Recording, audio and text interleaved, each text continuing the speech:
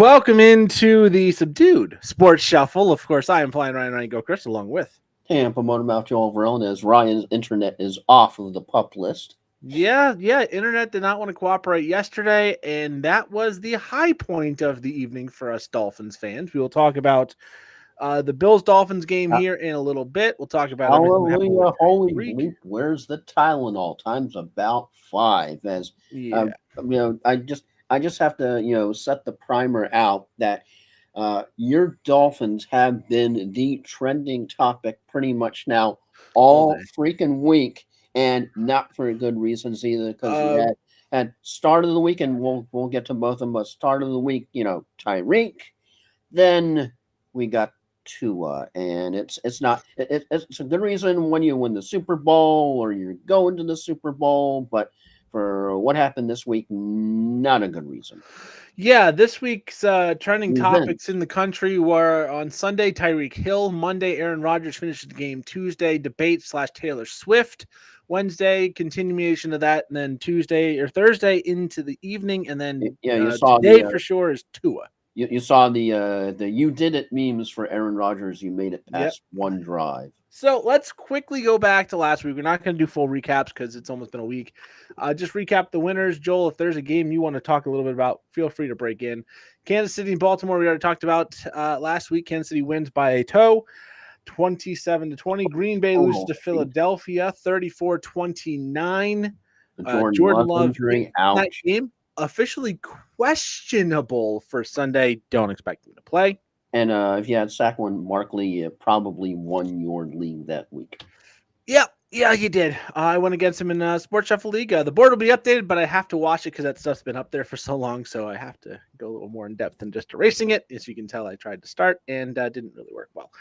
Pittsburgh and Atlanta, one combined touchdown. Did you try turning the board on and off again? No, I didn't. I did try that with the internet yesterday, but not with the board. Pittsburgh and Atlanta. Pittsburgh wins by 8 with one combined offensive touchdown, which is more than Chicago scored in a win that we'll get to in a minute. How much buyer's remorse do you think they're having on Kirk Cousins right now? It's one game. We'll talk I know. quickly about him. It's one game. Pittsburgh has a good defense. First game in the new system. First game back from the Achilles. He's not an all-pro. You cannot have a bad game type of quarterback. He's not a Mahomes. He's not a Josh Allen. He's not a something like that. And on the other side of the ball, it's called no, it wasn't Russ. Let Russ cook. It was let Justin Field. And wow, just so much lack of offense on 6 field goals. And you're like Pittsburgh did it again. Yeah. Justin Fields is expected to start. I know Russell Wilson was the butt of a lot of jokes because he was dressed. He was the third string emergency quarterback. That's why he was dressed on Sunday. It's fun to make fun of Russell Wilson, but there was a reason. Expected to miss this week, and then we'll see about week number 3 if the Steelers offense continues to struggle. I don't think Fields has a very long leash once Wilson is healthy. Arizona, I called an upset, almost got it. 34-28 win for the Bills. At least Kyle Pitts got in the end zone. Kyle Pitts was the only drafted tight end, or at least on ADP top 12 drafted tight end that was a top 12 tight end on the week. Kelsey, Laporta, Kincaid, Kittle, all of those guys stunk it up. Tennessee and Chicago, the soundbite of the week. God. The head coach for the Titans said, if we would have punted the ball on first down, I believe we would have won that game. Because the offense literally threw the ball away to the other team so much. Chicago literally under 100 yards passing. away. Under 100 yards passing for Caleb Williams, and they won the game 24-17. Chicago's defense might be fantastic. Tennessee's got an idiot at quarterback in Will Levis. The joke, when with that pick six and you had the offense doing the surrender of Cobra. Oh my. Yeah. Not a good look for Tennessee. Chicago, though, does move to 1-0 in the Caleb Williams era, even though he looked somehow very bad. Cincinnati gets the upset of the week, losing to New England 16-10. They did not look in sync. How many people had the 45% on their survivor pool and they screamed at the set? 45% had Cincinnati in their survivor pools week number 1. No Jamar Chase, no T. Well, he had Jamar Chase play a pretty Well, normal workload, but he didn't you have off-season did time. have Jamar Chase, but you also didn't have Jamar Chase because, of course, you had. I mean, arguably 6 catches, 62 yards is not having Jamar Chase. Then, of course, you had the whole soundbite Yeah, of no he T. had Higgins. food poisoning and everything. Just you just have to kind of go things that make you go, especially with the whole contract dispute going on when they were asking him why were you only targeted 6 times. Asked the coaches. Yeah. We'll move on. Game of the main slate on Sunday, at least, was Houston, Indianapolis. Houston with a 2-point win. Anthony Richardson, 9 completions, but it was a fantastic result for him. Miami coming back after all the Tyreek stuff, which we will talk to you about here shortly. Coming back from 17-3 down to win that game at the gun, 20-17. New Orleans pounding Carolina, almost hanging 50 on them. Oh, The wow. Giants made Sam Darnold look like Tom Brady. Are As, you shocked that Canales already got called into Tepper's office? no, I mean that's a bad way to start, but at the same time, it's game one of the worst team from last year, so not a surprise. The Giants allow Sam Darnold to just run or throw the ball all over them and get embarrassed by Minnesota. Giants are still bad.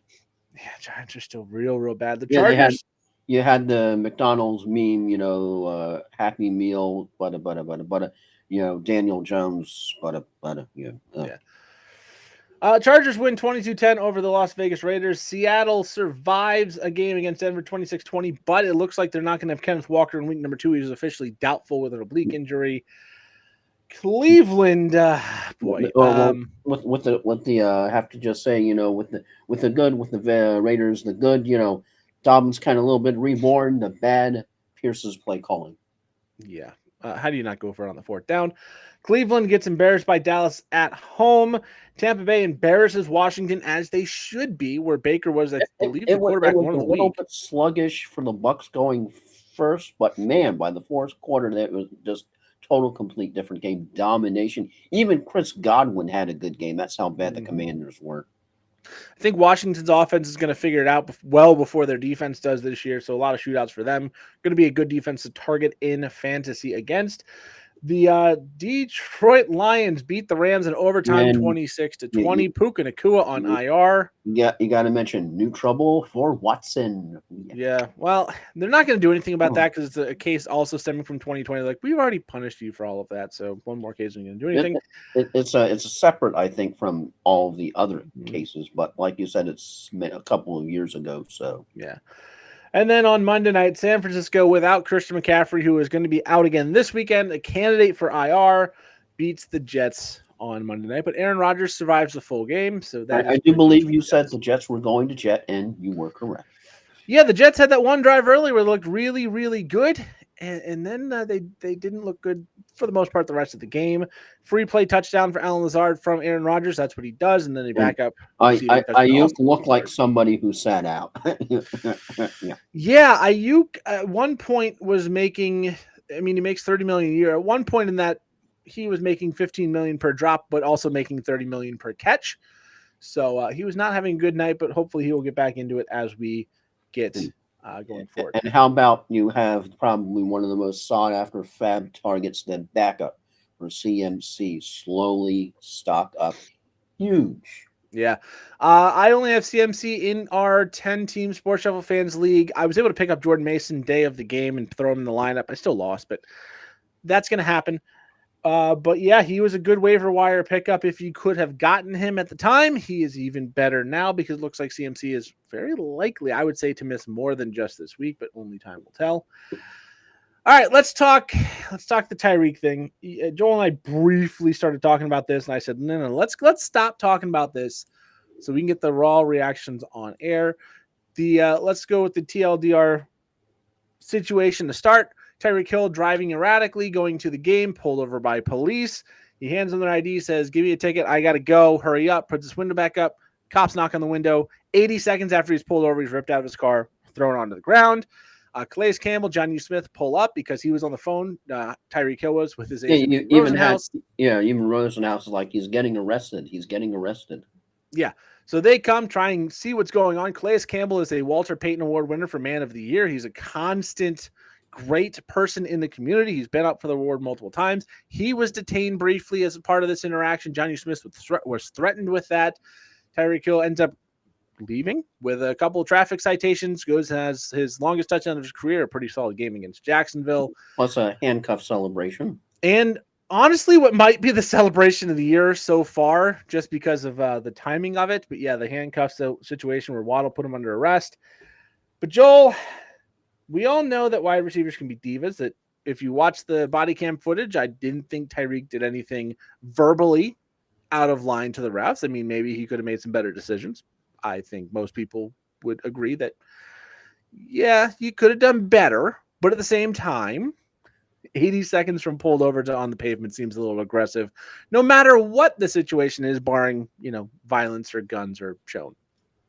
Some of them, I was watching some of the videos and from some of the folks who are out there that we all know, and you tend to have two different schools of thought. And the basic school of thought that you have is why the officer was like that was the fact that you had a car with windows up, tinted windows. They couldn't see what was going on. So they were thinking in that terms. On the other hand, I have to call that they have to seriously look into the conduct to go from, okay, you need to get out of the car, to no, you are going to get out of the car, and then he's hoisted out of the car and then put on the ground, and then someone who just had knee surgery, then you're having a police officer saying, no crying, or why are you crying? I forget what the exact comment was, but over, was Tyreek total knucklehead? Absolutely. But I think as much as you have fault on both sides, definitely, police officer needs to seriously be investigated and seriously looked into, because the other comment was that as much as you had the tinted windows up, one of the main things that I heard from a lot of the hosts and a lot of the broadcast personalities that I listened to on the videos, that if you're pulled over, windows down, hands on the wheel, yes sir, here's my ID, here's my insurance, boom boom, in and out, taken care of. But at the same time, it just an absolute complete overreaction, I think, because the other thing that I heard somebody say, that the police should have de-escalated the situation, and that was an escalation of the situation, not a de-escalation. It was almost like you had to wonder if somebody was like, ooh, did they recognize who it was, and like, I have a chance to become famous here, or who knows what goes through somebody's mind, or maybe not, they want to become famous. Maybe they're like, okay, I've got to make a statement somehow. Do they have something against Hill? I mean, who knows what is racing through somebody's mind when something like that occurs. But my TLDR, was Tyreek a knucklehead? Yes, he wouldn't have even been put in the situation if he hadn't done what he'd done, driving reckless, putting people's lives in danger, trying to get to the game. And he was an absolute complete knucklehead, did not handle the situation right. But on the other hand, way of an overreaction, completely over the top by a police officer, who definitely needs to have an internal investigation to follow up and look, okay, why did you do what you did, and how much of it was justified? Yeah, and I'll say, from the initial incident of the reckless driving, as you get closer to the end of the event, Tyreek Hill becomes less and less of a knucklehead. You drove like an idiot. You deserve the punishment. And he even said, here's my ID. Give me a ticket. I got to go. Just do what you got to do. He gave them the information they needed and then put his window back up. So in the argument of, we couldn't see what was going on in the car, you have his ID. You are less than 500 yards or so from the stadium the game's going to be played in. And the ID, I can't guarantee says this, but most people says their name. So Tyreek Hill on his ID. Miami Dolphins. Yeah, You need to so go to the stadium. So at that point, you go, all right, it's a very nice car. It is Tyreek Hill. Hey, I don't think 2 hours before the game, he's out to commit some kind of violent act of crazy criminal One of the activity. other comments that didn't come back that he is wanted for a felony of some sort and detained this person immediately. Yeah. And the fact of the matter is, if you are an officer of the law, you need to be able to hold it together for more than 90 seconds. From the time you have someone stop to the time you are forcibly ripping them out of the car. First of all, state of Florida, you do not have to keep your window down. It's not a law. The cop might want it, not a law. Didn't break anything. He, in that case, actually knew his rights. 2, when the cop said, leave your window down, another cop came in and escalated by saying, put the window down, we're going to effing break it. Yeah, that's not a good look for you. And 3, he said, put the window down. No. In fact, get out of the car. If you don't put the window down, you have to get out of the car. In fact, no, just get out of the car. Okay, you want to do that, that is fine. However, you need to give the person a little bit of time to get out of the car. It's a very low to the ground car. Put them down and cuff them and put them on their knees. Yeah, as he's being pulled out of the car, he's going, dude, I'm getting out of the car. What do you want? As his phone gets thrown to the ground, he is now face down being detained. They take him to the sidewalk.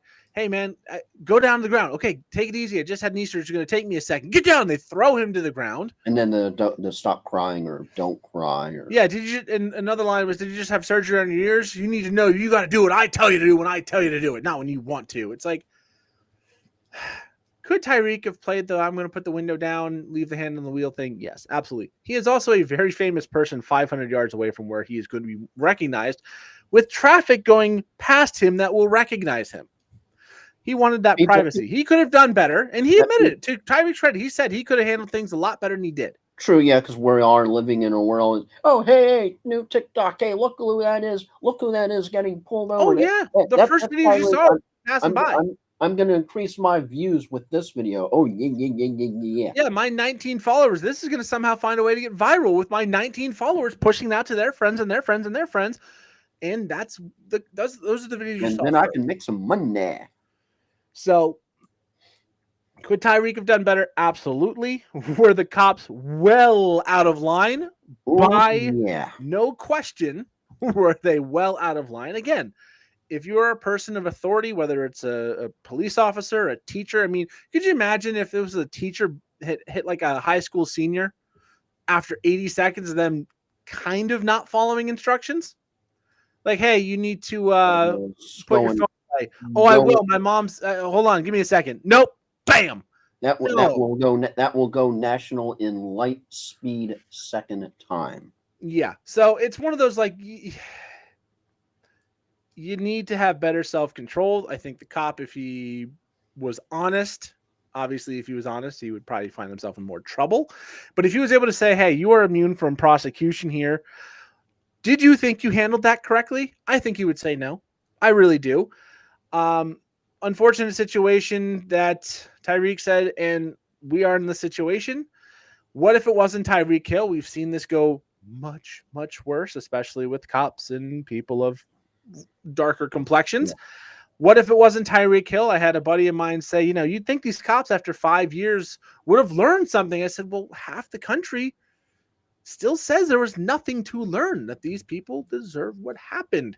And knowing Florida is a red state, there might be a little bit more of that belief down in that area. I'm not saying it was, but there is still a lot of work to do. And I was kind of surprised that we didn't see knees on the national anthem, because that whole movement back when it was Kaepernick was, despite everybody turning into something else, it was originally to protest police brutality. And I thought, hey, since Calais Campbell, Tyreek Hill, John Smith were all directly affected, that might be where it came back.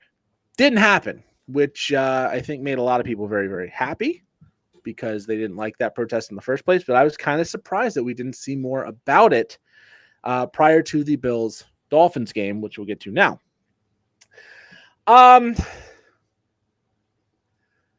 a Dolphins fan, I don't like the Buffalo Bills. Mostly because we're competitive at the same time. We've typically had our rises and our falls together. When New England was good, the rest of the division was down, kind of thing. But when Buffalo was doing well in the 90s, the Dolphins were a solid team as well. So we kind of rise and fall. And lately, they have just been cleaning the Dolphins' clock. I think it's 12 of the last 13 or One and last 4. 12, 1-12 now. I think last With couple of games. 2. Yeah, as I was watching, what was it? That Shannon Sharp basically said that they're your kryptonite. They are. I mean, you can't argue that. Whatever it is between the coaching and Josh Allen and whatever it is, Tua has also gotten hurt in several of those games. Yeah. I don't think it's any coincidence. I don't think it's any nefarious action, just a coincidence, but it has happened. I think 3 of the last 4 years he's gotten hurt in a Buffalo game. 2022, which will come back up again, the first potential concussion situation. They called a neck problem. But the Bills win this game very easily, 31-10. The game was really over without 4 minutes left in the third with Tua's injury, which we'll get to in depth. Yeah, even somebody was asking what was Tua even doing out there with the game so far out of reach when he was. Well, you got to remember, this play happened 4th and 4 from about the 9. They got inside the 5 or so. You get a touchdown there, defensive stop. You're still in the game. It's not like, we got to the 4th quarter. James Cook was still playing. Devon Achane was still playing in the last drive of the game. It's like you're playing with fire here. Both teams.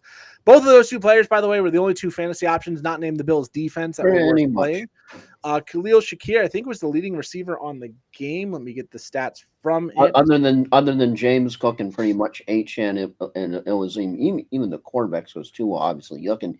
I mean, even Josh Allen, not a great. Josh Allen didn't have to do anything. I think he had a passing touchdown to James Cook early in that game. The first touchdown of the game was that. Tua had a passing touchdown to Devon Achane, and then 2 more rushing touchdowns for James Cook. A defensive touchdown for the Buffalo Bills on a horrible 3rd interception from Tua Tagovailoa. Khalil Shakir, 5 for 54, led the way for the Bills receiving. When Jamar chases more yards than you had a bad game. Well, Devon Achane led the entire game with 69 yards on 7 catches, also had 96 on the ground, so a great night from him.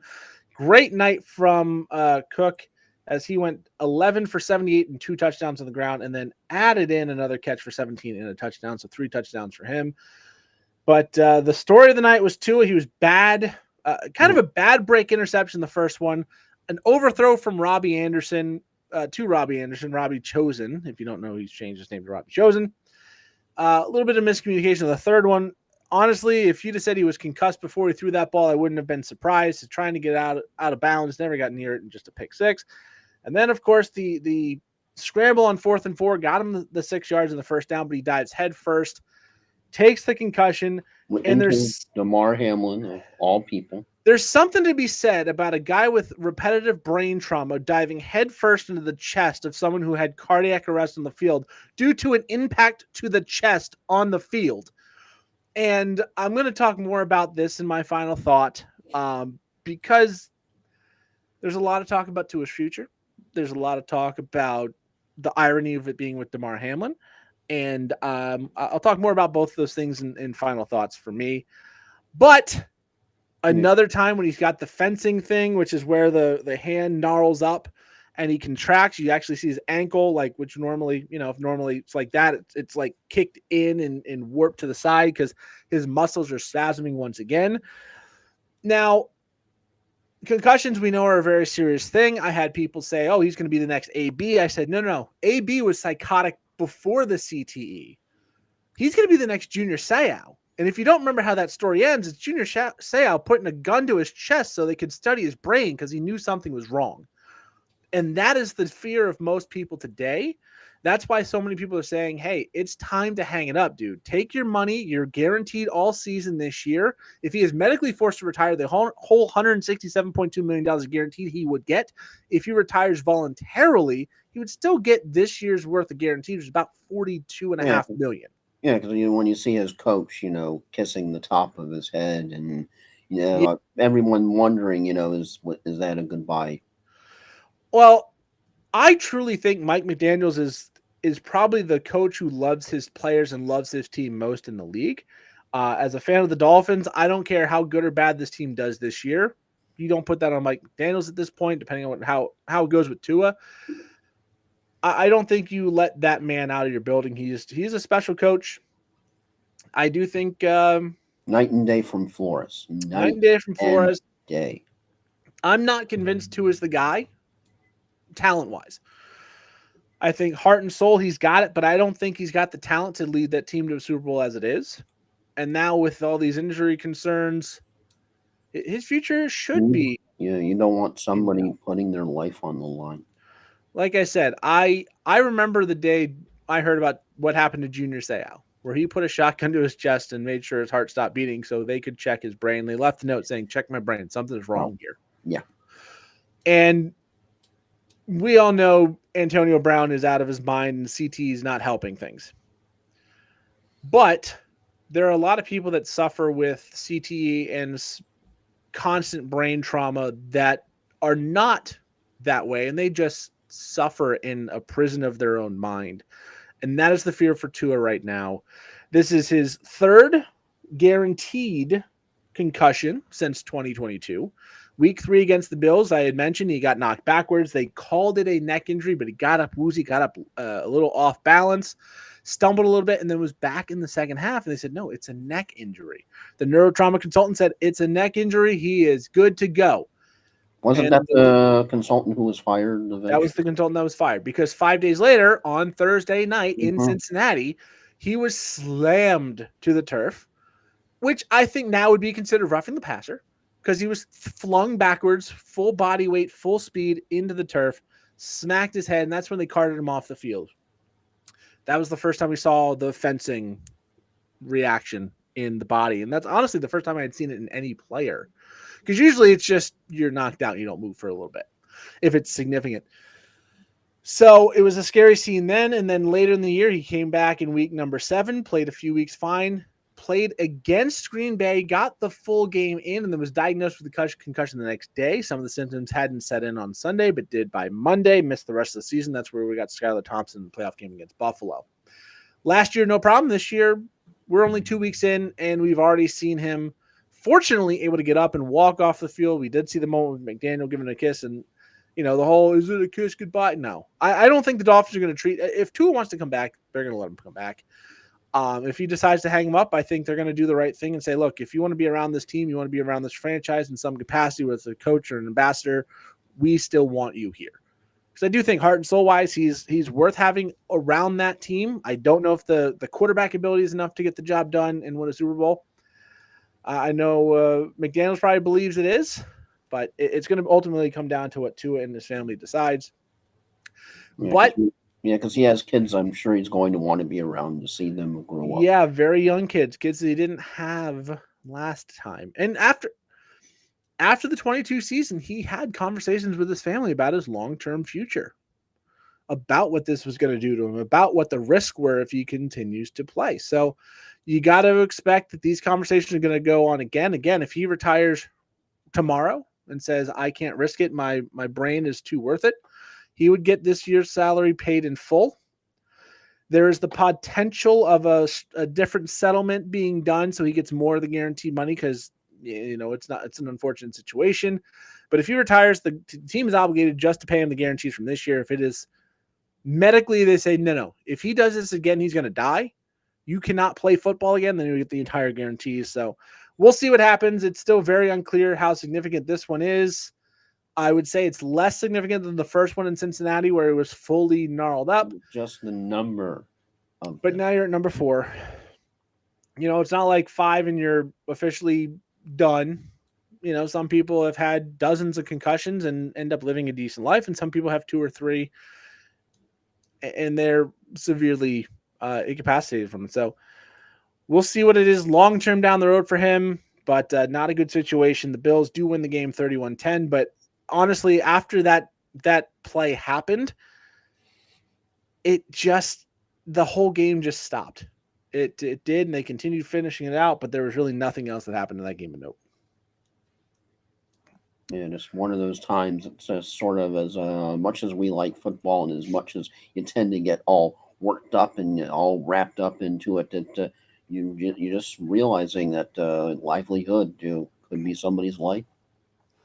Yeah, and it was the first time it seemed like it was usually when you have injuries, you have people upset about their fantasy team or they're, upset about what's going to happen with their team. This seemed like the first time people were just sad for him.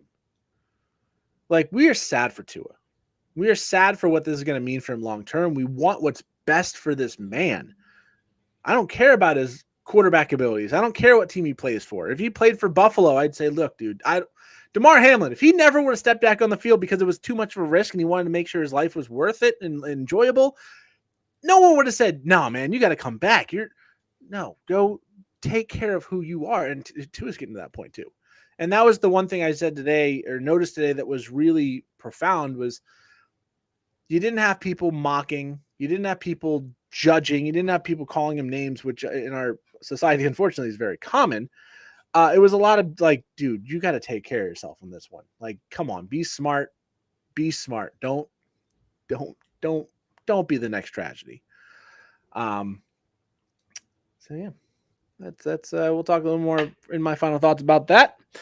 And tough transition from a topic that heavy to week number 2, but we're gonna do it anyways. Week number 1, our picks. Joel won 12 out of 16. I went 8-8, and he picked Buffalo last night. I decided to be a homer and a fool, so he's up 1-0 this week, as well as we start with Las Vegas at Baltimore. Baltimore coming off the loss to the Kansas City Chiefs by a whisker, by a toe. Las Vegas coming off a depressing loss to the Chargers. Devontae Adams going to be in our lineup. Brock Bowers has become one of the go-to waiver wire pickups of this week, the tight end for the Las Vegas Raiders. And I think Zamir White is still the number 1 running back for that team, but how many opportunities they get, we will see. Lamar Jackson, Mark Andrews, Derrick Henry all in your lives, even though Derrick Henry will have his snaps monitored. I think in a deep league, Justice Hill is a viable option as well at running back. Isaiah Likely, another big waiver wire pickup, had a monster game last week, should be in consideration at least. And then Flowers and Bateman, maybe a little bit more of a deeper dive. Joel, we expect Baltimore to be a good team. We didn't expect the Raiders to be a good team. Who do you got?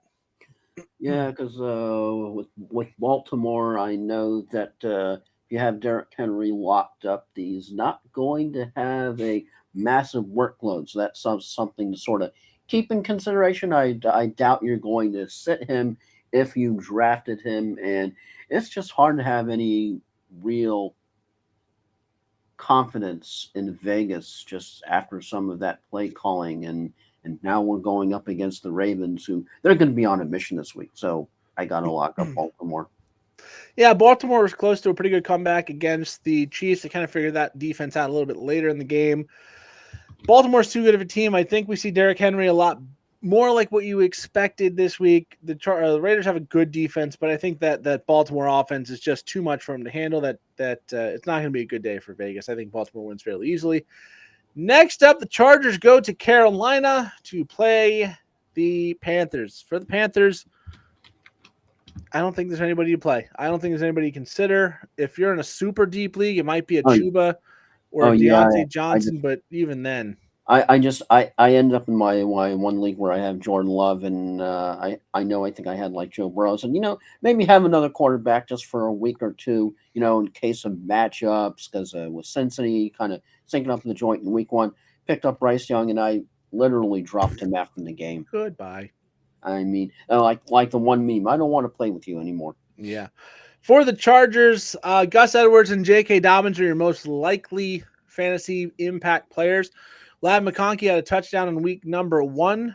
Josh Palmer was ejected, but there's some deep dives at wide receiver. Quentin Johnson was 3 for about 30 yards in the first game. So not much there. Not much meat in the bone for fantasy purposes here. The Chargers 1-0, Carolina 0-1. Yeah, Who you got? Joshua Palmer was limited Wednesday and Thursday and avoids the suspension. So there's that. But I know that Chargers are a different look team this year. It's a different look with Justin Herbert being more of a running team than a throwing team. So yeah, but even as much confidence as you don't have in the Chargers, you have even way less confidence in how much Carolina crapped in the bed week 1 against the Saints. I mean that was like a college football score. So I got to go Chargers here. Yeah, not much analysis needed. The Chargers, just Carolina's bad. And the Chargers seem like they have something Carolina on not defense this good. year. Chargers less sucky. Yeah, I don't know if I believe in the Chargers this season, but I definitely believe in them a hell of a lot more than the Carolina Panthers. I'm going to move on. New Orleans goes to Dallas. Both teams come in at 1-0. Both teams with a beatdown in week number one over Carolina, one over Cleveland, which seems a little bit more impressive. For New Orleans, Alvin Kamara will be in your lineup. Derek Carr had a great game week number one. He could be a streaming option, probably not the best matchup. I don't think you can bench Chris Olave, but you're getting a little concerned with his usage over the last 18 games with Derek Carr has not been great. Rashid Shaheed has been a big play threat. And then if you need a dart throw, Taysom Hill and Juwan Johnson at tight end could be options. For Dallas, you're going to play Dak Prescott. You're going to play CeeDee Lamb, especially with Marshawn Lattimore being a little bit banged up. Jake Ferguson's going to be out, so it might be Luke Schoonmaker at the tight end position, but I don't know if it's a dive you want to go in on. Brandon Cook should be an option for sure, and then the backfield still seems to be trying to figure itself out, but Zeke led it in week number one. Yeah, because Foster Monroe, concussion, limited Wednesday, full participant on Thursday, and Raheem Shaheed, who's dealing with finger, practicing in full. Yeah. So, Joe, who do you got here? Yeah, this one it's an easy pick. I'm sorry, I know that New Orleans looked like a juggernaut week one, but yeah, Dallas ain't Carolina by any stretch of the imagination. Yeah, they got Dak Prescott locked up with the money. They got CD Lamb with the money. And I know Dallas has their problems, but once again, it's early season. Dallas is still everyone is Cowboys going to the Super Bowl, and I think they tend to get by New Orleans. Yeah, I'm going to agree with you here. New Orleans, impressive win over Carolina for sure, but it's an impressive win over Carolina. It's just hard to really know what this team is. If Derek Carr can light it up again, Carolina. this offense can roll against Dallas, then maybe they figure something else out. The defense was solid last week, but again, it's Bryce Young in Carolina. So I trust Dallas's offense more than I trust New Orleans. I think their defenses are comparable, with Dallas maybe being a little bit better. So if I think Dallas is better on both sides of the ball and they're at home, I'm going to take Dallas as well. Next up, it's your Tampa Bay Buccaneers going to Detroit to face the Lions. Both teams 1-0 for Tampa. Rashad White, Mike Evans, and Chris Godwin in your lineup. I think Baker is a streaming option. Bucky Irving is at least someone interesting, especially in deeper leagues, to have on the roster. Probably not a start candidate, but if something happens with Rashad White, he could be a league winning type. For Detroit, Amon-Ra St. Brown had a bad game in week number one, but you're going to still play him. Jameson Williams, questionable with ankle, had a monster week number one. I think both of those guys, if they're both playing, are in your lineup, as well as Laporta, Montgomery, more of a flex consideration, and Gibbs, and then Jared Goff, at least in consideration for a streaming option as well. So much more fantasy options from this game than we've had in the last couple. But Joel, 2 1-0 teams, who you got? Yeah, you mentioned Jameson Williams, who's dealing with an ankle limited Wednesday and Thursday, so that might be one to watch. Officially questionable. So yeah, and Tampa Bay, of course, steamroller. The Commanders took a little while to get going, but once they got going, and Detroit escaped the Rams, of course. But yeah, as good as Tampa Bay looked, and they look good, I don't think they're going to pull off a win on Ford Field. I'm sorry. I just didn't see that when the league came out with the schedule. I was like, okay, Bucks can do well week one. Commanders, if they can't get that done, it's going to be a long season. I'm like, well, who they got week two? Oh, out Detroit. In Detroit. Ouch. So, yeah, I think it's going to be a good game. Potential for a shootout, but Detroit is just that much better at home. Yeah, I think it'll be a tight, close-knit game, but I do think Detroit pulls this one out as well. I believe the playoff game was 31-23. I could see something like that happening once again. I do expect some bounce backs from Amon-Ra St. Brown and Sam Laporta this week. Jameson Williams should still be involved. The running game is just too much. I mean, you have too many weapons on the offense. And the secondary for Tampa is just not great. I know Detroit's isn't great, but they have a better run defense as well. Plus Tampa has an injury or two as well. So. Yeah. So I'm going to take Detroit as well. And so far, outside of the Thursday night game I've already missed, we have a lot of agreement. Moving on to an interesting game. Now, Jordan Love is officially questionable for this week's game. He had the MCL Nothing like he sprain. did not practice. Yeah. Has not practiced. He is officially questionable. Something tells me he's going to dress as the third emergency quarterback Malik Willis is in just in line to case. start. Malik Willis is in line to start for the Green Bay Packers. So let's talk with Indianapolis because we have a lot more known commodities. I think Anthony Richardson, where you drafted him, he's going to be in your starting lineup, as well as Michael Pittman and Jonathan Taylor. Ashton Doolin had a big week one, so maybe a dart throw, more of a DFS play, or in super deep leagues. And that's pretty much it for the Colts. So for Green Bay, I think the only sure play with Willis is Josh Jacobs. You have to expect that the Packers are going to have a good game. They're going to have to run. We'll see if Marshawn Lloyd can get back. Trying to think who the third stringer is for the Packers, who had some run last week. They need to get probably 40 to 45 carries in the game, mostly going to Jacobs, a little bit of a split amongst the other three, including Willis. If you're going to play a wide receiver, I think it has to be Jaden Reed. They manufactured touches last week for him. They'll do that again. Christian Watson, I think, has some end around potential as well. But I think Wicks and Dobbs, Willis has not thrown a touchdown pass in his career. I don't think he does this week. And that also eliminates Musgrave and Kraft, who are good at tight end for the Packers. Deeper leagues, you might have to put one of those guys in. And I said maybe he's not in your lineup, but if you're in a 10 or 12 team league, I got to think you have better, more secure options this week with Malik Willis, quarterback. Both teams come in at 0-1. Both teams losing close games to very good opponents. So, Joe, who do you got? Yeah, this one you have both Josh's rosters.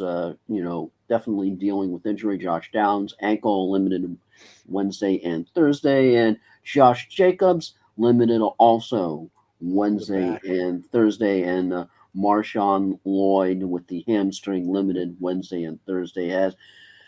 If you had Jordan Love, if Green Bay had all of its weapons, Lambeau Field, but Jordan Love out. Expected to come back maybe sooner than everyone expected. Hopefully, they're not rushing it. You want to take be very careful when you're dealing with an injury as that. But yeah, I know Indianapolis can be tricky. They can implode on themselves. But I think they get a win here, and they can steal one away from Green Bay with Jordan Love out. And if they can't, it's going to be a bit of a longer season from them, but they can be crazy. But when they get those plays in, they can be explosive. I think they can steal one here. Yeah, Josh Jacobs officially good to go. No injury designation going into the weekend, so that's good news for the Packers. But I agree with you. Without Jordan Love, the Colts should win this game. If Jordan Love should play, I'm going to regret picking Indianapolis because I think Green Bay's got enough there that he just needs to protect himself and they can win this game. But I think the Colts can turn over Malik Willis. I expect at least one defensive touchdown for the Colts. I just don't think the quarterback position is going to work out how they hope. If Jordan Love can come back in 2 weeks, you can afford to lose the next two, be 0-3, and still make a rally. Not ideal situation, but you can. If he's going to be out 5 to 6 weeks, I think you got to bring in another quarterback because you will start 1-6, 1-5, depending on how long he's out before he comes back. And at that point, you're just battling too much uphill. But I think the Colts can go very big play and then just rely on Jonathan Taylor to carry the mail and get the job done over a depleted Green Bay Packers team. And we saw what Saquon Barkley did to him last week. So the ground game should be featured for the Colts, and I think they're going to do that early and often. All right, next up, Cleveland at Jacksonville. Both teams losing in week number 1. But Jerome Ford, at least going to be in consideration for your lineup, as well as Amari Cooper. David Njoku's almost certainly going to be out, so that might be in the list for Cleveland. For Jacksonville, Travis Etienne in your lineup, Evan Ingram at tight end. You weren't happy in week 1, but nobody really was, so he's going to be in your lineup. And then I think the receiver you want there is Brian Thomas. Had a touchdown last week, was the number 1 receiver. Was able to beat Jalen Ramsey a few times. So I think Brian Thomas Jr. going to be in most lineups, if not this week. Unless you went wide receiver heavy and picked him up late, he's going to be in your lineup sooner rather than later. He's a very good wide receiver. He's coming out of a university, or LSU, Louisiana State University, that's been pumping out great wide receivers, a la Justin Jefferson, Jamar Chase, Odell Beckham Jr., Malik Neighbors in this year's draft, and Brian Thomas Jr., just to name a few. Jarvis Landry in there as well. I think he's going to explode down the line, but only time will tell. Jacksonville at home after blowing the lead to Miami. Cleveland goes on the road after getting embarrassed at home by Dallas. Joel, who do you got? Oh, yeah, just, Jerry Jeudy, of course, dealing with his knee, practicing in full. David Njoku, as you mentioned, did not practice Wednesday or Thursday with dealing with the ankle. And Deshaun Watson is going to start, much to the dismay of the Cleveland faithful in week 2, despite new allegations. And if he is any way in shape or form that he wasn't in week 1, lock, stock, and barrel, you got to go Jacksonville and Trevor Lawrence. You're just thinking about all that money that they sunk into Deshaun Watson. I mean, yeah. I know, only 1 week, but still, oh my God. Yeah, David Njoku officially out, so one more weapon gone. Nick Chubb still on the mend. I think this offense is going to really, really struggle. Deshaun Watson has not looked like himself. Again, he's only played 6 games at most in a season since the end of 2020. It's a long time to not play a lot of football. Jacksonville's defense impressed me. They should have won that game last week had it not been for the Etienne fumble followed up by the Tyreek 80-yard touchdown. I think they do win that game last week. Jacksonville's got a lot to prove. I think they come out and they get the job done this week. And if that Cleveland defense can't hold teams to 17 or less, I think that offense is going to struggle for a while. Next up, San Francisco goes to Minnesota. Both teams at 1-0. Sam Darnold looked like a very good, competent quarterback. Words that we have not said on this show before.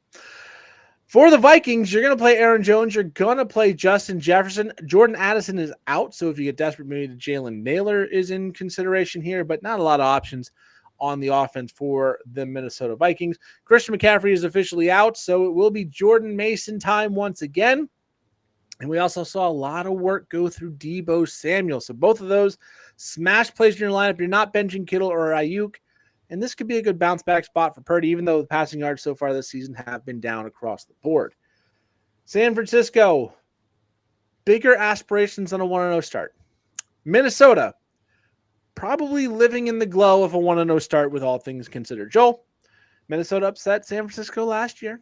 Yeah, CMC, no CMC for San Francisco, no problem. And we might even be going to the IR. So some definite fantasy concerns there, especially if you had the number 1 pick. The curse of the first strikes again. Yeah, I know. You just have to wonder what the bleep is going on there. And how about this is for a name, Myles Gaskin demoted to the practice squad after being active in week 1. Now, youch. So, but both of these teams, I know you said Minnesota's got that glow, but I think it's going to fade just because, you got the plug and play in for the backup as far as San Francisco goes. So, yeah, I think I know it's a road trip, but I think they tend to steamroller past Minnesota and they don't miss a beat. Yeah, I think we see the Sam Darnold of old, and I think the Vikings they don't have the legs or the talent to stand up to San Francisco, and I think we're going to see San Francisco win pretty easily. I expect a big game from pretty much everybody in this offense, and maybe even a big game from the defense. But Sam Darnold, great week 1 against the Giants. This is a step up in competition. Where I think Speaking of who San Francisco beat. Yeah, no, we're not to that one yet. We got one more.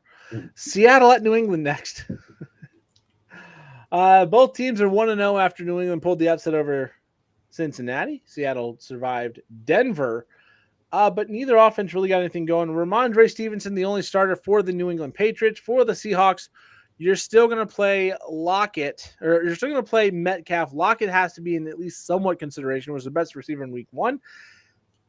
And Kenneth Walker Jr. is doubtful for week number 2, so probably at minimum you want to put him in your flex for now. Wait for those early inactives. He is in the 1 o'clock window, so you know very early to make any changes. Give yourself the flexibility if you can and put him in your flex position because it's almost certain he's going to be out with an oblique. I don't think it's a long-term injury, but He's going to be out this week, I believe. And that means Zach Charbonnet needs to be considered for waiver pickups if he's still out there, or possibly starting lineup. He's not super efficient. New England's got a good defense, but he's going to get a lot of opportunity if Kenneth Walker misses this game. Both teams 1-0. One of these teams is going to get to 2-0. Seattle seems to be the better team on paper, but I think we'd have all said the same thing about Cincinnati last week. Who do you got? Yeah, because you're not dealing with your top-notch name receiver in Seattle, having a little bit of a contract negotiation issue. So, yeah, I think Seattle's going to wipe the floor with New England. New England may put up a little bit more of a fight than we think, but I'm locking Seattle. You got to go with the Seahawks here over that, and as I think New England comes down to earth in a hard way. The agreement continues. I'm going to go with Seattle as well.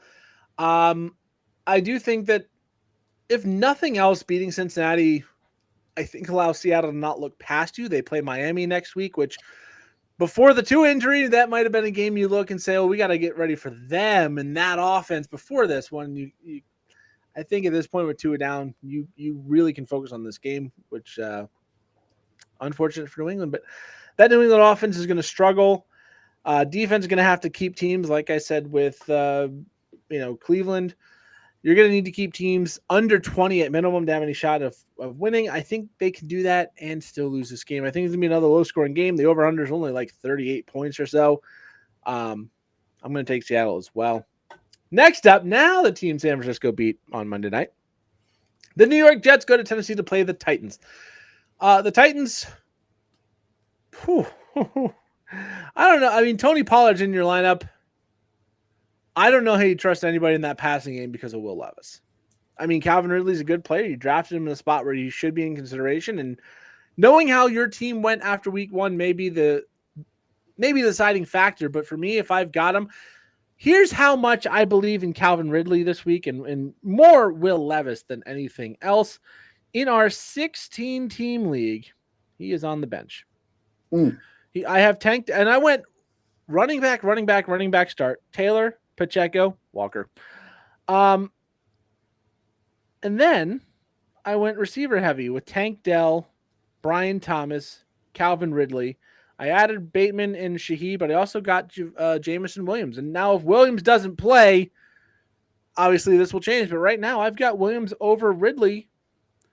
Calvin Ridley's going to be the number one receiver. He's going to have Sauce Gardner on him. That's going to shut him down. That offense does not have good passing weapons. So I don't think Calvin Ridley's a good play. Again, I don't think you trust anybody in that passing game.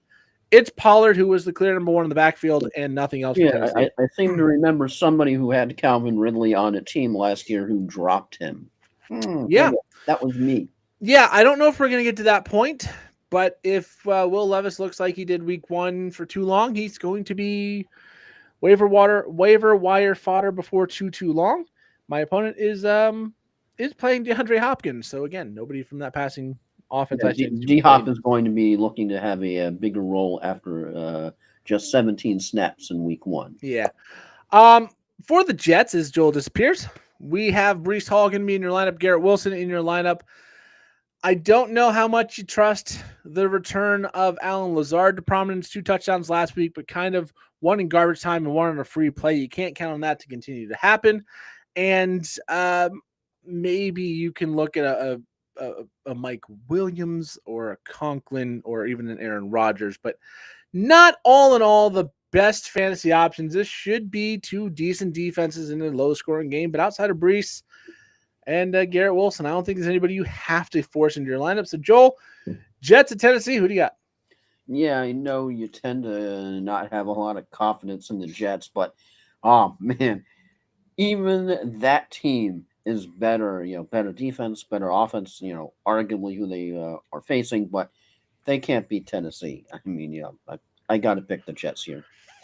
Yeah, Jets going to jet, but this team was 7-10 with Zach Wilson. They're capable of beating inferior teams. I know they have a better defense. I believe they have better offensive weapons. And even though Aaron Rodgers, I think, is past his prime by a lot, I think he is well on the decline. And I think we'll see as the season goes on. He is still a far cry better than Will Levis. And I think the Jets will handle business here in another low-scoring game, but maybe a 24-9 type of game in this one. Tennessee might be they should be 1-0, but they might be a team that battles for the number one overall pick. Next up, I'm going to say this is going to be a sneaky good game because there's two bad teams with terrible defenses. And that at least could be very entertaining. And that's the Giants and the Washington Commanders. For this game, you're going to play Malik Neighbors. He's too good not to. This might be a good spot for a Devin Singletary. This could be even a good spot in a deeper league for Daniel Jones. If you're in a 2-quarterback league and you have Daniel Jones, like somebody who has 2 in Daniel Jones on Dynasty League, you are definitely going to be playing Daniel Jones if you have a super flex option, because Washington's defense we saw with Baker Mayfield. Daniel Jones terrible. is still a starter per Brian Dable. He's still the starter. Remember, it's his first game back from an ACL injury. They're going to give him some rope. And I think Drew Lock is banged up anyway. So even if they want to make a change, the backup is not super healthy. But for the Giants, maybe Singletary, Daniel Jones if you're real desperate, and then Malik Neighbors about it. Mondale Robinson had a lot of opportunities, so deeper leagues as well. Washington, Jaden Daniels should be in the lineup. He was a rookie, but 2 rushing touchdowns, not great through the air, 3 fumbles. Work in progress. Malik Neighbors was added to Thursday's report as a limited participant. Yeah, I expect him to play. Washington, Terry McLaurin, he's in consideration, but I think it's got to be a little bit more of a deep league or a 2 flex league before he really gets into most lineups. Brian Robinson is the number 1 running back for that team. We'll see what role that produces. He practiced in full. Which one? Ryan Robinson Jr. Yeah. But he is the starter for that team. Eckler is the number 2, the passing guy. Yeah, it's not a great fantasy offense, but I do think with those 3 guys, Brian Williams and Daniels and McLaurin's about all you got. Again, I think this could be a sneaky, interesting game. It also could be an absolute turd. Bad defenses tend to bring in some entertainment value, but it's also a very bad offense in the Giants and an emerging offense if we were very generous to Washington. So, Joe, who do you got? Both teams 0-1. Yeah, just, who do you pick out of this one? I mean, I know you might flip a coin, but believe it or not, I'm going the Commanders just because I have a little bit more faith in them and a rookie quarterback than I do the Giants. I mean, yeah, I know you have questions about Eckler. I know you were going, what's going on with McLaurin, but I think on paper, Washington is just a little bit better than the Giants, and anybody has to be better than Daniel Jones, I mean, the Giants made Sam Darnold look like a potential Hall of Famer.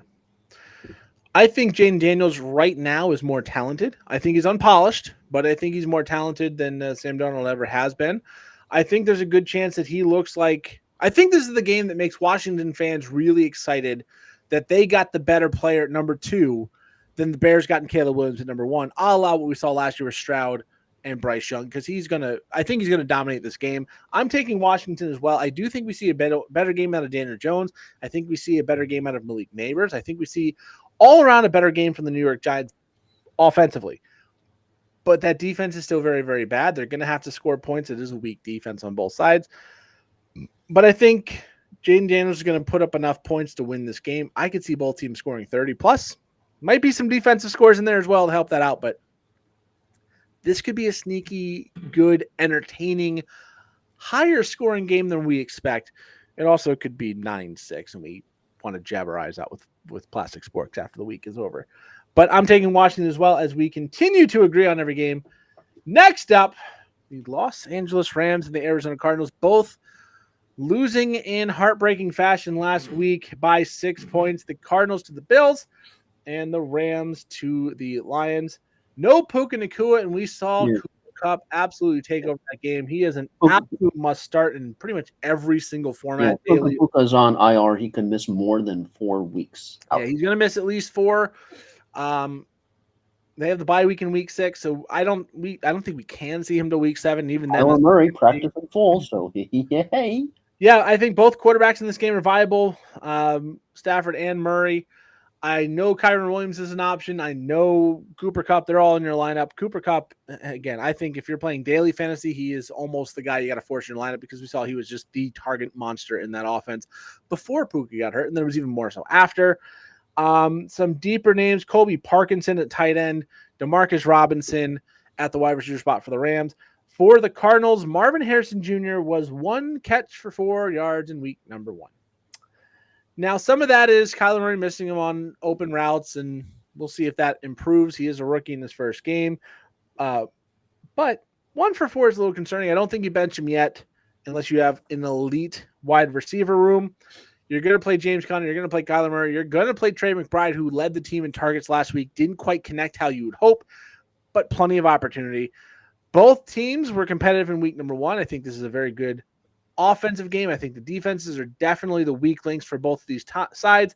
Arizona's worse than the Rams, but I would say overall I trust both offensive fairly equally. Joel, who do you got? Yeah, this one is I think it's a case of you're looking at both teams and what they have to prove after last week, because, of course, Arizona had the lead, and then, it vanished like amazingly quick. And then you had the Rams just, had a heartbreaking loss. And I think the Rams are going to be on a mission even without Puka Nacua. And I think they are the better of the two teams until Murray can figure out whatever it was that went on with the Harrison and get that worked out. And when they do get the chemistry and they do get it worked out, they're going to be very, very dangerous. I don't think that's going to be this week. And I think the Rams escape out of Arizona with a win to make up for their loss in week 1. I agree with you on the Rams winning. I think it's going to be a very close game. I think Arizona is going to come out of this feeling like they let an opportunity slip through their hands once again. I think they're going to be competitive. I think they're going to put up some points, but the defense just not going to be quite enough to hold off the Rams. And I think Cooper Kupp and Kyren Williams go absolutely ballistic in this game. If you were disappointed in week 1 with Kyren, I think week 2 is going to make up for that in full. And I think the Rams get it done in a higher scoring game. And then we go from one of the highest potential scoring games of the week to arguably the lowest. Pittsburgh at Denver. For Pittsburgh, Najee Harris is in consideration. George Pickens is in consideration, but he's going to be blanketed by Patrick Surtain. I don't know if that's a good play. Pat Freiermuth might be the correct answer for players from Pittsburgh. I don't think you can play Justin Fields. It's just bad. For Denver, it's Javonte Williams and Jaleel McLaughlin, but even then, not inspiring. Cortland Sutton, if you're desperate, is an option as well. Bo Nix. How the mighty have fallen with Sutton. Well, you don't have a quarterback. I mean, I think Bo Nix will be very, very good, but wasn't great against Seattle. Pittsburgh has a fairly tough defense. It seems like a classic Pittsburgh game where they go in and you believe they're going to win, and they go, wait, you did that well against Kirk Cousins and the Falcons with all these weapons, but Bo Nix did this to you? I feel like that is a potential outcome of this game. But Joel, who do you got? This one is kind of a hard one just because of how sucky both teams are, but I'm going to have to bank on the fact that Pittsburgh has all these games that you're trying to figure out how the hell have they won these games. And I know they're going into Denver. You can make the case for Pittsburgh, but I think they tend to run out of their luck here. Is just when Denver can't click and they have the weapons and they can figure out. And Pittsburgh's offense just, where was it? I mean, they won without what you would call an offense. I don't think you can do that too often and get away with the smoke and mirrors. And I think Denver figures out what is behind the smoke and mirrors, and they end up getting a win against the Steelers, and Tomlin gets figured out. All right, so you've got Denver. I'm still taking Pittsburgh. I just think there's too many growing pains and not enough weapons for Denver right now.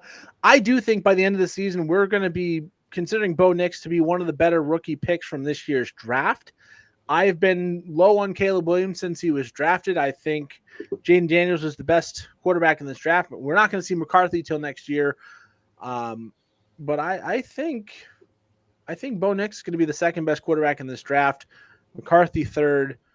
I could actually see Penix being above Williams down the line, but that's just me thinking what I'm thinking. But I think Pittsburgh, they're going to want to go in, even though Wilson's not starting, and beat Denver, his former team. Yeah.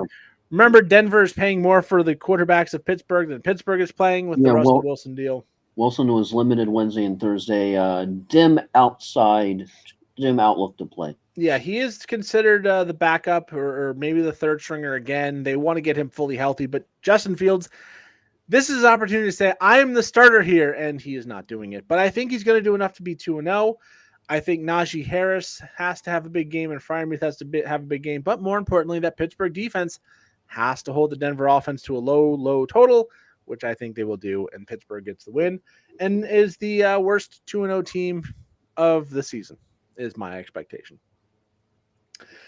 Next up, Cincinnati at Kansas City. Looks like T. Higgins is going to miss once again for Cincinnati, so you're going to play Jamar Chase. You're probably forced into Joe Burrow, even though I don't know how excited about that you are. Zach Moss didn't get enough opportunity, but 9 for 44 on the ground. He was efficient with his touches. They just didn't give him enough of them.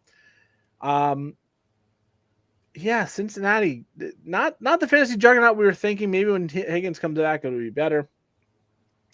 For Kansas City, Mahomes, Kelsey, Isaiah Pacheco all need to be in your lineup. Rashee Rice, and then Xavier Worthy, a little bit close to that flex consideration, but definitely in play. Not good Hollywood Brown news again. Hollywood Brown going to the IR, which his shoulder was healing, but not healing correctly. So they're going to go in and do the surgery, get that fixed up correctly.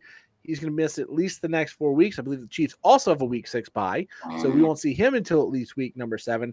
And by that time, I expect Xavier Worthy to enshrine himself in the top 2 wide receivers with Rashee Rice. Round droppable at this point, you think? Yes. Yeah, he honestly, with how he was trending with that injury, I don't know. I understand, like, he's probably draftable, but he was not someone I was looking to draft at any point. If he falls like round 13, 14, where he becomes a very easy drop right now, fine. Or if you have an IR slot, that's fine. But yeah, I don't think he's someone you had to hold on to. Kansas City, though, looked fantastic offensively, more like the Kansas City we are used to seeing, not what we saw last year. Cincinnati did not look good, but Joe Burrow does seem to have the Kansas City Chiefs number in general. So, does Joe Burrow and the Cincinnati Bengals go into Arrowhead and make it Burrowhead? Yeah, I think he's definitely regretting that even though that was a long time ago. Still regretting trying to rebrand Arrowhead Stadium. And yeah, I think it's a case of Cincinnati is still trying to figure out the kinks, Jamar Chase's deal, what's up with T. Higgins and the hamstring. He didn't practice Wednesday, he didn't practice Thursday, unlikely to play. So you have what's Jamar Chase going to be going into this game? You won't have the Higgins 1-2 punch, and instead it's the receivers that everyone's picking up from the waiver wire. I don't have any idea who these freaking guys are, and yeah, we saw the fantasy production or lack thereof as so. I don't know how much confidence you have in Kansas City doing an upset here. I know Kansas City can look mortal at times. I don't think that's going to happen here, especially without the Chase Higgins 1-2 punch and Joe Burrow looking anything like himself. You got to lock up the Chiefs. Yeah, I'm taking the Chiefs as well. I don't think this is a necessarily close game. I was very impressed with the Chiefs' offense. The defense is still very, very good. Cincinnati's still got a lot of injuries in the offensive line. They have some problems on the defensive side. I think Kansas City gets done fairly easily. Moving quickly to the Sunday night game, Chicago at waiting all day for. Yeah, Chicago at Houston. For Chicago, it's really hard to say you need to play anybody from this team just because it was 93 yards. I think where you drafted DJ Moore. DJ Moore, yeah. DJ Moore is probably the most. Cole Kmet, maybe. Cole Kmet is, tight end. Tight end you can get away with. DeAndre Swift, I think, maybe is an option, but I think Houston's got a very good defense. So if you don't play anybody from Chicago, like I've got DJ Moore in a league, and I'm pretty sure as of now, this may change, but as of now, he's on the bench. I believe that's another league. I have Kenneth Walker. He may be the replacement in the flex for Kenneth Walker, but as of right now, he's not in the starting lineup, and I have other options like Zach Moss I'm going to look at. Brian Thomas I'm going to look at. Keenan Allen did not practice on Wednesday or Thursday. Yeah, Keenan Allen's going to be a question mark going into the weekend. Lewis, although I don't know how many people are starting him, did not practice Thursday because of rest. Yeah. For Houston, though, CJ Stroud, very good in week number 1. Stephon Diggs, 2 touchdowns. I think that's a high water mark, but he's going to be in your lineup where you draft him, along with Nico Collins, Tank Dell, and Joe Mixon, who looked fantastic in week number 1 for this Texans offense. The Texans, they're a step up in defense from the Tennessee Titans. So we'll see what this Bears defense is all about. But Chicago, if Williams comes out and has another turd of a game like he did in week number 1, even if they get the win, I think Chicago's going to be happy they're 2-0, but very concerned. So, Joe, who do you got? Yeah, this one I know Chicago just had the magic act in week 1 that you're going, okay, yeah, that happened. That ain't gonna happen in Houston. And yeah, Houston just has too many weapons, too good of a defense, and I think Caleb Williams is gonna come back down to earth big time. Again? I mean, how much further down can he go? 93 yards last week. Yeah, I know, but yeah, it's just hard making a case here for Chicago. Going to pick Houston. Yeah, I'm taking Houston as well. I've said it multiple times. I don't think Caleb Williams is that good of a quarterback. I don't think he's a leader the way you need him to be. I mentioned Tua being the heart and soul kind of guy. Maybe not talented like Caleb Williams is, but I just don't think Caleb Williams has the intangibles the same way. And Houston is a team that people are expecting to make a deeper playoff run. And I'm not saying they're going to knock off the Chiefs and go to the Super Bowl, or the Ravens, or the Bills, or anybody else who ends up in that upper echelon of the AFC, but they're going to be right there with them. And we expect Houston to be a good team. I expect them to beat a bad team like Chicago. Chicago, their defense can really step up and maybe make a statement this week, but I just don't see it happening. And then finally, Monday Night Football quickly. Atlanta at Philadelphia. You're going to play Bijan Robinson, Drake London, and Kyle Pitts. On Philadelphia side of the ball, Hurts. A.J. Brown is now dealing with a minor injury, but he should be playing. Devontae Smith, Goddard at tight end, and of course Saquon Barkley, who is the running back 1 after week number 1. Yeah, Saquon Barkley is like the Pac-Man going waka waka waka waka waka. Yeah, the early results of the season, I would say after week 1, if you had to pick an MVP, it would be Saquon Barkley. And the name to keep track of for 16-team leagues, Danny Gray signed to the Eagles practice squad. Yeah, running back, I believe. I'm not sure. There's a lot of guys that I don't know about this year that are getting signed, but down the line, we'll see. Both teams expected this to be a good year. Philadelphia beat a good Packers team week 1. Atlanta dropped a soft game to the Pittsburgh Steelers. So, Joe, who do you got? Yeah, this one is just a solid case that it's very hard unless you have all of a sudden all the fields of known probability just go out the window that you're calling for an Atlanta win unless you have a tinfoil hat on and something crazy is going to happen. And I'm sorry, it's just hard, especially after seeing what Philadelphia did in week 1 to the Packers. It's hard picking against the Eagles, especially at home. Lock, stock, and barrel. I'm going Philly. Yeah, you got to take Philly here. Saquon is too good. This offense is too well-rounded. And Atlanta's offense didn't look a whole lot better than it did last week. I think you're encouraged that Kyle Pitts got the touchdown, but you're very discouraged with what you saw from Bijan Robinson and Drake London. Atlanta needs to step up. I don't think anybody is holding up bring back Arthur Smith signs, though. No, I don't think you'll get that far. I do think this team will improve as the season goes on. They get more continuity. They get more in sync. But doing it against Philadelphia is a tall task, and I just don't think they have the horses to get it done. I'm going to take Philadelphia as well. So we agree on everything but the Pittsburgh-Denver game outside of Buffalo-Miami that he has already got right. So unlikely week. Ryan only won contrarian once. Yeah, and even that one I can see going either way. There's a few of them in there, but that one I think is the only one that I'm going to take the experience of Pittsburgh more than anything.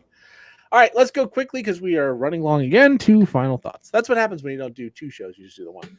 Pretty much. But my final thought, to kind of keep in mind a little light, since I know Ryan is going to be a little bit heavy with the whole Tua thing, is it's kind of crazy when all of a sudden when you're doing the YouTube thing, and guess who has his own YouTube show, Ryan? Everybody. Oh, no, but all of a sudden I saw a Gruden loves football, and it's sort of nice to see him kind of bouncing back, especially after the whole email thing and all the court cases. You're not really sure what happened, if he won them or not.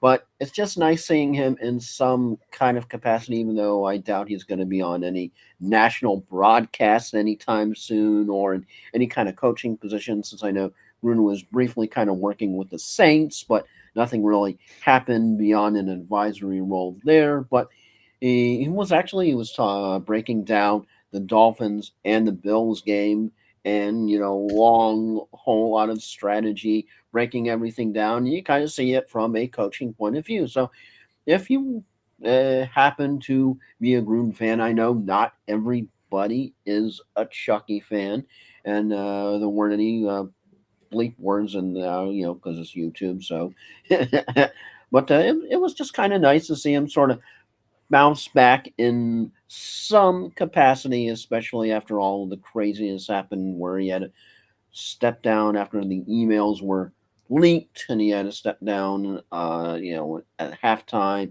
in the middle of Monday Night Football from being the Raiders coach, and then kind of going into obscurity for a little while. So rough roll of the dice for Chucky, who of course led the Bucks to a Super Bowl, and unfortunately everything else. So here's hoping he can put all of that behind, because yes, I know shouldn't have said some of those things that he did say on email, but on the other hand, confidential email should not be leaked out and people held accountable for them when you're thinking that things are private. So that's my final thought. Yeah, I got a quick comment and then I'll get into the final thought. NFL ratings week number 1 average 21 million viewers per game. Keep in mind the debate got 67 million total views, and that was a standalone event. 21 million per game. There were 16 games, so you can do the math on that. Lots of eyes on the NFL, so still growing as we expected. For me, it's going back to Tua. One, Damar Hamlin did have a response saying, "Hey, I'm praying for you. I've been through this before. He's going to need trauma counseling." Anybody who thinks this is on anybody other than Tua, I'm sorry. As a Dolphins fan, you are definitely wrong. Tua should not have done what he did, diving head first. I understand the competitive part of the game, but you need to know better than to drive head first with your history. And as far as his long-term prospects, if Tua misses significant time this year and the Dolphins end up in a position to draft a quarterback next year early, they need to do it. I know you just signed Tua to a $212 million contract for 4 years, but this is going to be the second time in 3 years he's going to miss significant time for a head injury that has knocked him to the point where people are terrified for his future. And at some point, I think someone needs to and will get into his ear well enough to say, look, I know you love football. You can do more for the game without damaging your brain. And they're going to get to him and say, you got to go. And he's going to be convinced to hang it up early. As a Dolphins fan, I am very sad because we do like Tua as the quarterback. He's not Dan Marino in terms of fan base respect, but probably, greasy in that ballpark is where he's at right now for Tua. And we don't want to see him go, but I also don't want to see him be a breaking news story in 9 years because of something you don't want to see the unthinkable stemming from this brain issue that has been repetitive. So obviously we are, as a nation, football fans, hoping the best for Tua. You hate to see someone go down like that. But I do think the best thing for him would be to strongly consider his options and see if there's not a way to be a member of the Miami Dolphins that's maybe not a player. Because I think the Dolphins, again, they would sign him as a quarterback coach or a consultant,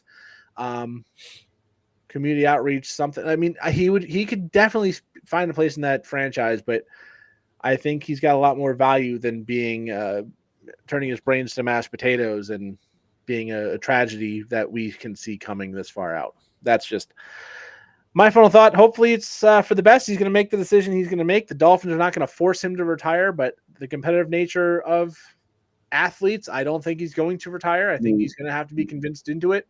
Monday, if not before, the sport books were already going to have odds out on whether or not he's going to retire. Maybe it's going to happen. Maybe. I don't expect to see lines for the Dolphins game until we know what's going on with him. Dolphins do play Seattle on a mini bye week. They play in Seattle next Sunday, so he does have 10 days to get back to normal.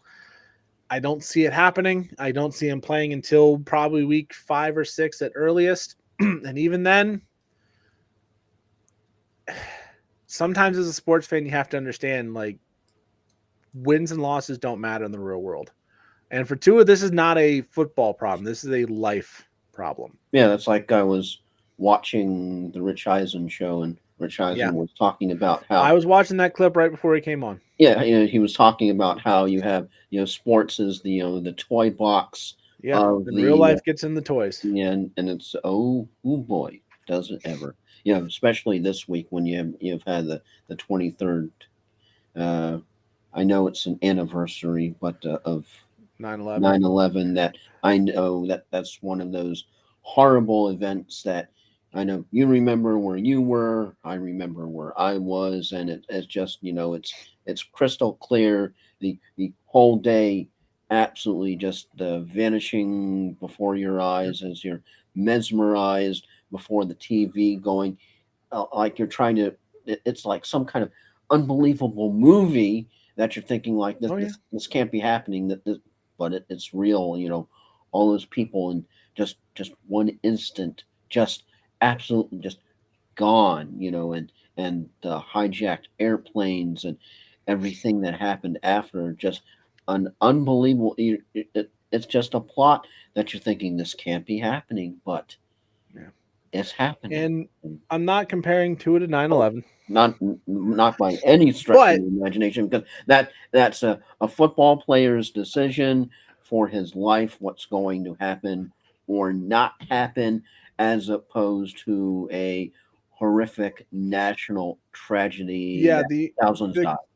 there is a comparison though to be made because with how divided our country has been for years and years, the last time we were truly one nation, Was one people was 9/12. after 9/11.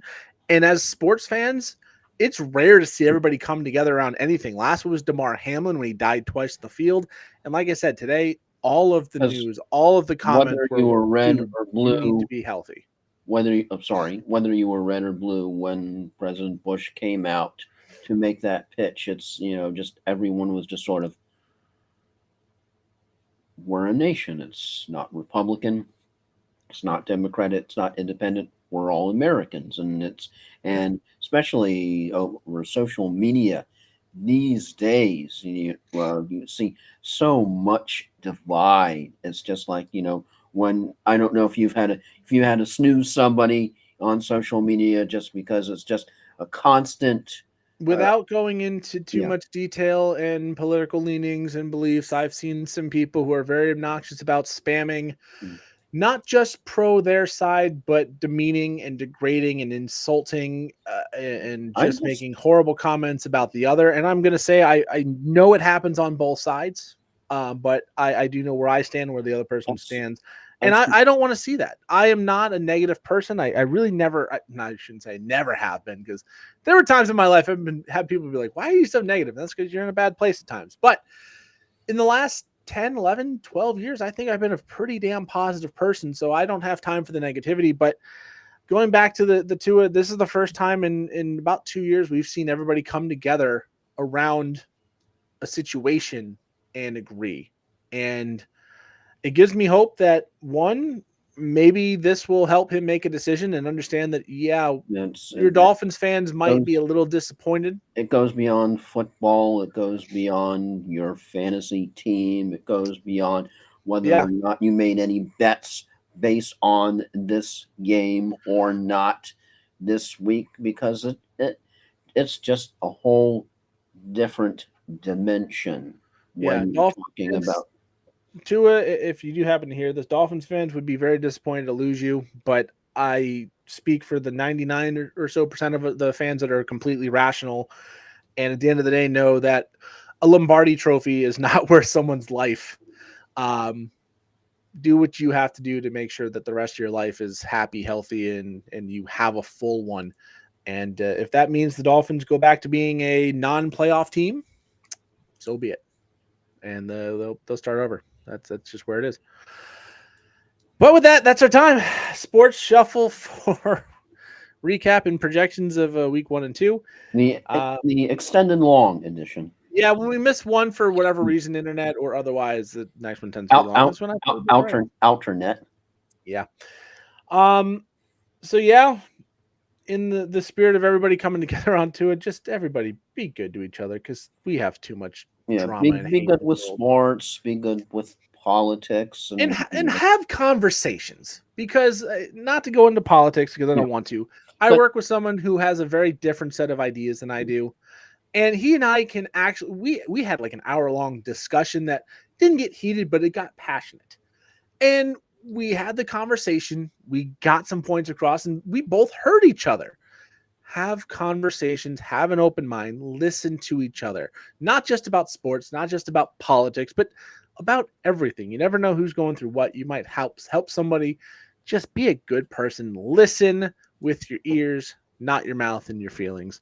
And bonus little final thought advice, I guess. Yeah, I know something that I myself sometimes have a problem with, hence my nickname, Tampa Motor Mouth. But I know it's hard to remember 2 ears, 1 mouth, proportionately. Yeah. And with that, before we go too much longer, again, Sports Shuffle for this is a big one, the long one. A lot of too much Dolphins talk that was negative for my liking, but that's what sports is sometimes. I am Flying Ryan Gokers, along with Tampa Motor Mouth, Joel Verlin. Anticipating being back with 2 shows next week, a normal recap and then a normal projection show. This one kind of jumbled up because of tech problems. So we'll see you guys next week. And with that, we go.